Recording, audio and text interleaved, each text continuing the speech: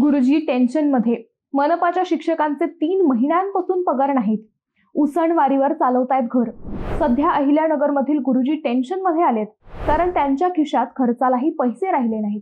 त्याचं झालं असं, महानगरपालिकेने नोव्हेंबर महिन्यापासून शिक्षकांच्या पगारासाठी 50% अनुदान न दिल्यामुळे 43 शिक्षक, 4 शिक्षकेतर कर्मचारी व 110 निवृत्ती वेतनधारक यांचे पगार झाले नाहीत. शहरात मनपाच्या 10 मराठी माध्यमाच्या व 2 उर्दू माध्यमाच्या शाळा आहेत. मात्र वेळेत पगार होत नसल्याने शिक्षकांना आर्थिक अडचणींचा सामना करावा लागतोय. यासोबतच शिक्षकांचा 7वा वेतन आयोग फरक 76,61,984 रुपये, 5 वर्षांपासूनची मेडिकल बिल 5,84,558 रुपये, शिक्षकांच्या पगारासाठीचे 50% अनुदान, महानगरपालिका हिस्सा, नोव्हेंबर 2024 ते मार्च 2025 पर्यंतचे 1,69,66,436 रुपये अशी एकूण 2,52,12,000 रुपये महानगरपालिकेने थकवले आहेत. यामुळे शिक्षकांनी घेतलेल्या विविध कर्जांचा वेळेवर हप्ता भरला जात नाही.